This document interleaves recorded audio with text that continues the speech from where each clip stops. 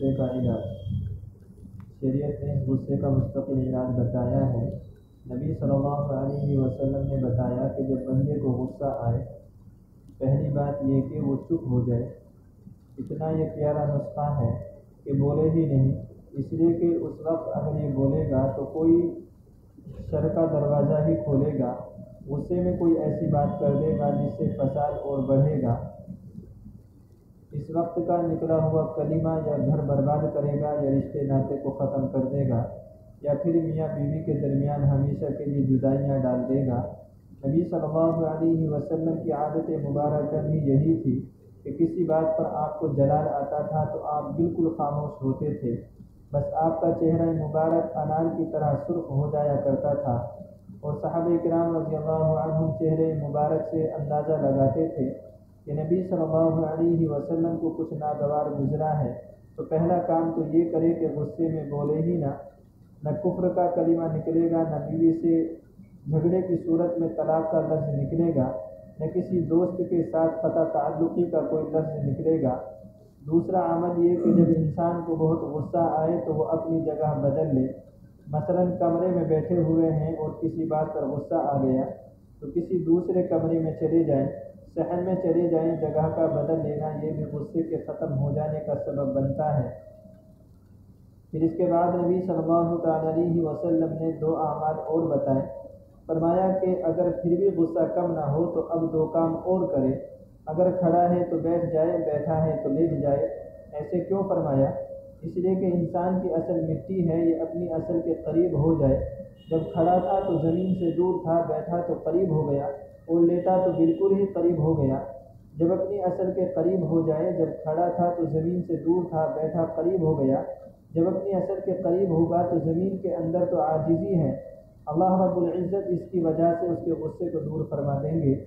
اور ویسے بھی جیسے انسان کھڑا تھا، بیٹھ گیا یا لیٹ گیا تو حقیقت میں یہ غصے کے اظہار کی پوزیشن سے دور ہوتا جا رہا ہے۔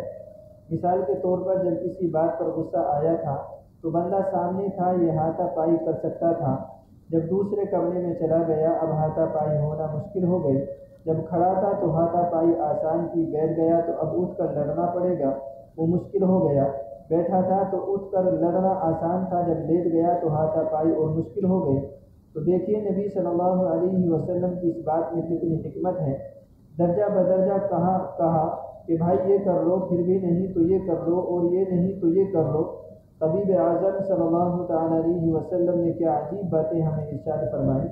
اور اگر پھر بھی غصہ کم نہ ہو تو نبی صلی اللہ تعالیٰ علیہ وسلم نے فرمایا کہ انسان کو چاہیے کہ پانی پینا یا وضو کا کرنا اس کے اندر کے غصے کی آگ کو خود بخود بجھانے کا سبب بن جائے گا۔ یہ سمجھ میں آنے والی بات ہے۔ اور پانچویں بات کہ اگر پھر بھی انسان کا غصہ ٹھنڈا نہ ہو تو انسان پڑھے اعوذ باللہ من الشیطان الرجیم، غصہ دور کرنے کی مسنون دعا۔ سیدہ عائشہ صدیقہ رضی اللہ عنہا کو نبی صلی اللہ تعالیٰ علیہ وسلم نے ارشاد فرمایا کہ جب آپ غصے میں ہوتی ہیں تو مجھے پتہ چل جاتا ہے۔ عرض کیا اے اللہ کے نبی صلی اللہ تعالیٰ علیہ وسلم وہ کیسے؟ فرمایا جب خوش ہوتی ہو تو کہتی ہو رب محمد صلی اللہ تعالیٰ علیہ وسلم کی قسم، اور جب تم ناراض ہوتی ہو تو رب ابراہیم کی قسم کھاتی ہو۔ تو عائشہ صدیقہ رضی اللہ عنہا بہت ذہین تھی۔ جیسے ہی نبی صلی اللہ تعالیٰ علیہ وسلم نے یہ فرمایا تو عائشہ صدیقہ رضی اللہ عنہا فوراً عرض کرنے لگی اے اللہ کے نبی صلی اللہ تعالیٰ علیہ وسلم، میں غصے میں آپ کا نام ہی چھوڑتی ہوں، آپ کو تو نہیں چھوڑتی۔ نبی صلی اللہ تعالیٰ علیہ وسلم نے انہیں دعا بتائی۔ فرمایا کہ اے منی سی عائشہ، جب تمہیں غصہ آئے تو یہ دعا پڑھا کرو اللہم رب محمد نبی محمد اغفر لی ذنبی وذہب غیر قلبی واجرنی من مضلات الفقر۔ اے محمد صلی اللہ تعالیٰ علیہ وسلم کے رب، میرے گناہ بخش دیجئے، میرے دل کا غصہ دور کر دیجئے، اور بہکانے والے فتنوں سے مجھے بچا لیجئے۔ یہ دعا نبی صلی اللہ تعالیٰ علیہ وسلم نے عائشہ صدیقہ رضی اللہ عنہا کو بتائی۔ فرمایا کہ تم یہ دعا غصے کے وقت اللہ سے مانگا کرو، تو ہم بھی اپنی دعاؤں میں مانگا کرے کہ اللہ رب العزت ہمیں اس بڑی بیماری سے محفوظ فرما دے۔ آخری دعا۔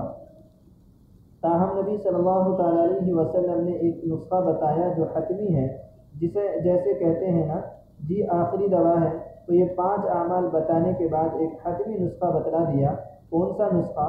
نبی صلی اللہ تعالیٰ علیہ وسلم نے فرمایا کہ جس بندے کو غصہ بہت آتا ہو وہ اللہ رب العزت کے جلال کے بارے میں سوچے کہ مجھے اگر لوگوں کی چھوٹی چھوٹی باتوں پر اتنا غصہ آتا ہے تو اگر میرے عملوں پر قیامت کے دن اللہ رب العزت کو غصہ آ گیا تو میرا کیا بنے گا؟